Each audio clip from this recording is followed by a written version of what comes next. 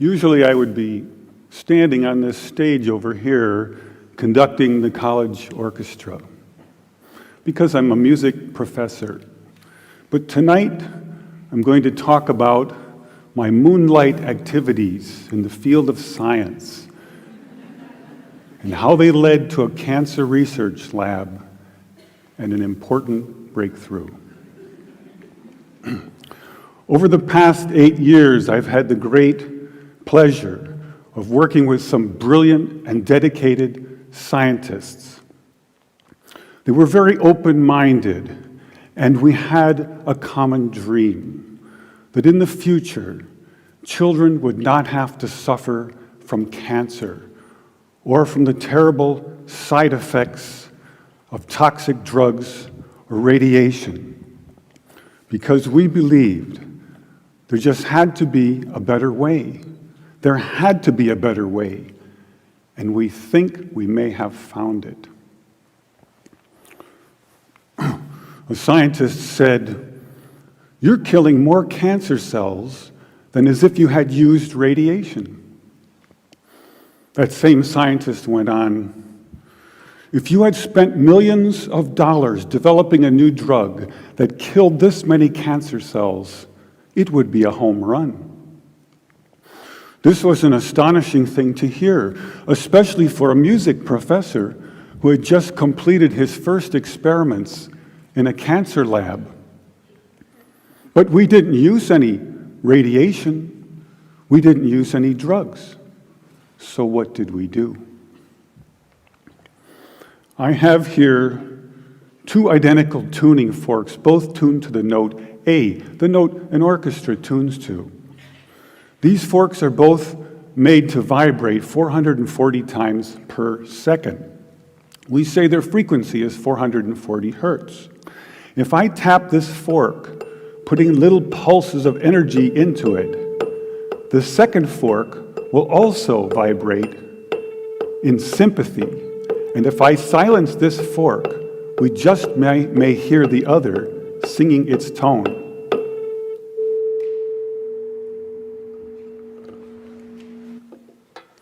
We say that I'm inducing a sympathetic resonant vibration in the second fork. It only works because both forks are tuned to the exact same frequency. Now, many of us have seen this very charming young man on the internet who shatters crystal glasses with his powerful voice. But if you watch him carefully, you'll see that first he taps the glass with his finger and listens. The glass sings its natural resonant pitch. Then he takes a deep breath and sings a loud, long note. He induces a resonant vibration in the crystal glass. The vibration grows larger and larger and larger until the glass is shattered.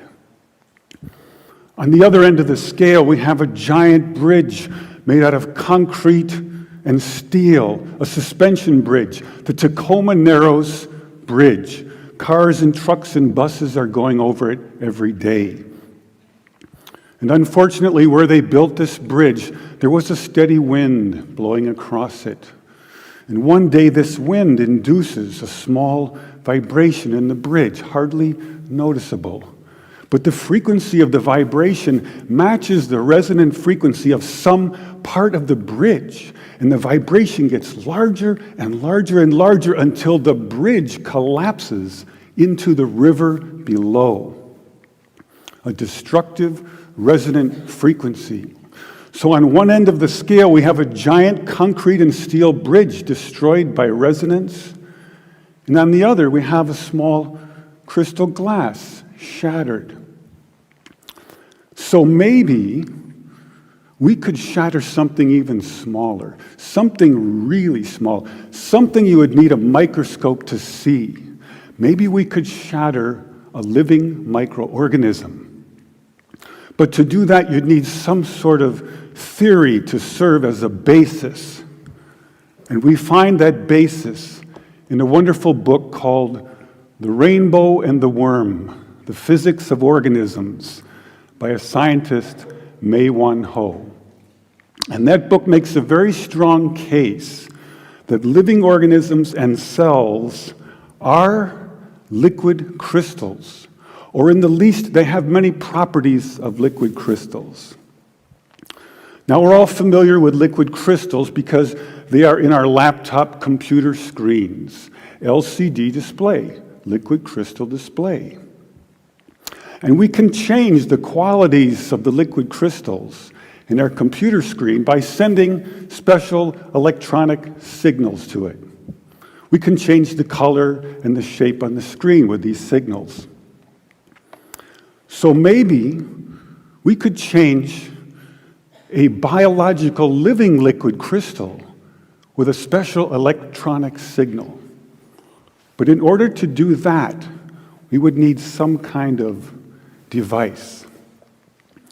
So we searched the US patent database, and we find this invention by a physician, Dr. James Bear of Albuquerque, New Mexico.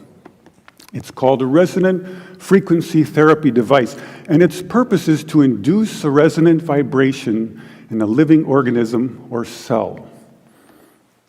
And there are two really important things about this device. The first is that it uses a very special kind of antenna. They take a hollow glass sphere, they evacuate the air, they put in some helium gas, and when we send in our electronic signals, the helium gas lights up like a fluorescent light. An electrified gas is called a plasma. So this is called a plasma antenna. And it has many special properties uniquely suited for this kind of work. The second important aspect about Dr. Bear's invention is that the output always pulses. It's on, it's off, it's on, it's off. This is very important because when you're doing research on the effects of electromagnetic waves on living organisms and cells, if the signal is constantly on, you are in danger of inducing heat in those cells. And heat causes indiscriminate destruction. And we don't want that. We want targeted destruction. So we don't have to worry about heat. And now we go to the biology laboratory and we take Dr. Bear's device, and the hunt begins through a microscope for a frequency which will shatter a living microorganism.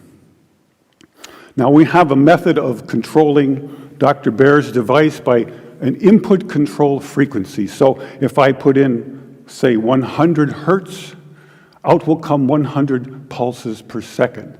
If I put in 200 hertz, we'll get 200 pulses. So now we're searching for the magic frequency.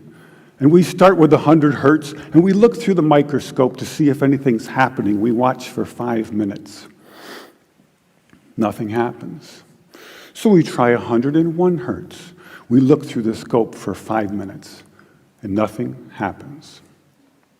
So we try 102, 103, and so on. Over the course of 15 months, we try hundreds and hundreds of frequencies, if not thousands, until we find the magic combination. The answer is you have to have two input frequencies, one low, one high, and the higher frequency must be 11 times the lower. It's what we musicians would call the 11th harmonic. And when we add the 11th harmonic, we begin to shatter microorganisms like a crystal glass.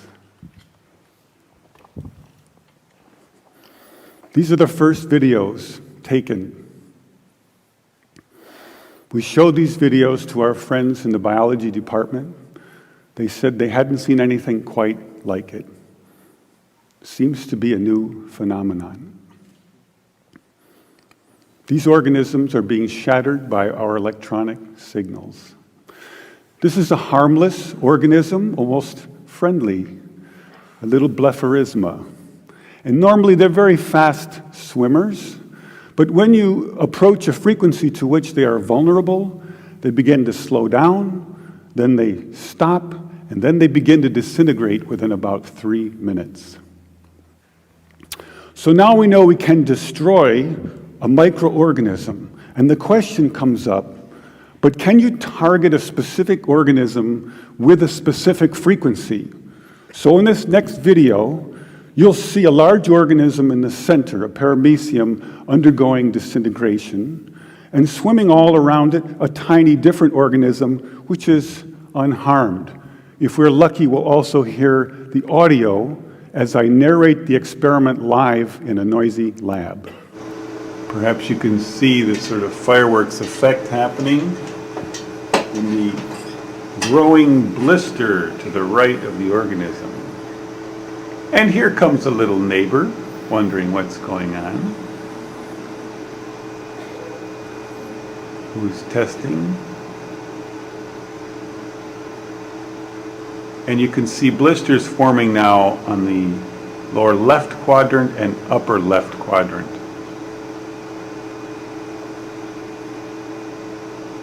The shape is now changing. And a major explosion out the top. So now we have some evidence that we can target specific microorganisms with specific frequencies. And we make several more videos, and we film the destruction of hundreds of microorganisms. And about this time, we meet a cancer researcher, and we show them these videos. And this results in an invitation to spend 4 months in a cancer research lab trying to shatter cancer cells. This is our setup in the lab. You can see the microscope with cancer cells on it. Here's the plasma tube, and here's my little frequency control box. So first we attack pancreatic cancer. Take a good look at this slide, because the next one will look quite different. After we treat these cells, they change their shape and size, and they begin to grow long, rope-like structures out the sides. They look something like antennas. I call them bioantennas for biological antennas. It's as if the cancer cells are trying to tune in to our signal. It also turns out this is the beginning of a process of destruction for cancer cells. We now know that cancer is vulnerable between the frequencies of 100,000 hertz and 300,000 hertz. So now we attack leukemia cells. Leukemia cell number 1 tries to grow a copy of itself, but the new cell is shattered into dozens of fragments and scattered across the slide. Leukemia cell number 2 then hyperinflates and also dies. Leukemia cell number 3 then tries to make another cancer cell. The new cell is shattered and the original cell dies. But killing a handful of leukemia cells is not enough for a patient. What kind of numbers can we do? In repeated controlled laboratory experiments, independently assayed by the 2 top experts, we killed an average of 25% to 42% of the leukemia cells, as high as 60%. They also determined that we slowed the growth rate of the cancer by as much as 65%, so a double effect. Now we attack ovarian cancer cells. This is a more distant shot. Here you see brackets coming up around the cells, showing groups of ovarian cancer cells which are being destroyed.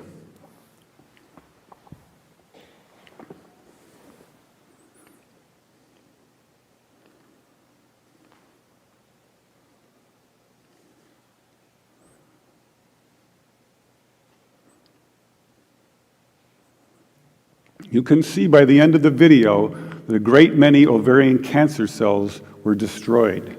Now we attack pancreatic cancer once more. In the center of the screen is a clump of pancreatic cancer cells, like a microtumor under the microscope. We turn on our electronic signals, and the tumor shrinks and is broken up. The cells are disconnecting, disaggregating, the opposite of forming a tumor. And some of the cells are destroyed.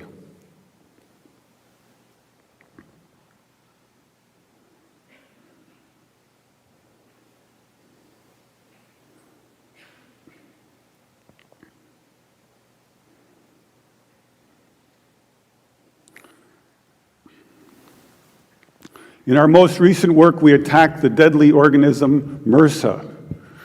MRSA is particularly dangerous because it's resistant to many common antibiotics. Thousands of people die every year from MRSA. They have drugs for it, but they have very toxic side effects. We found that our electronic signals could actually eliminate antibiotic resistance in MRSA. Then by adding a very small amount of a common antibiotic, we were able to kill MRSA and slow its growth rate. Since I was a 17-year-old high school student with twin interests in both music and science, I never imagined the two would come together in a cancer research lab. I now believe that the future cancer treatment rooms for children will be a very different place. It will be a pleasant place where children gather and make new friends. They probably won't even know they're sick. They'll draw pictures, color in their books, play with their toys, all the while unaware that above them are beautiful blue, pinkish plasma lights emanating healing, pulsing electric fields, shattering their cancer painlessly and non-toxically, one cell at a time. Thank you.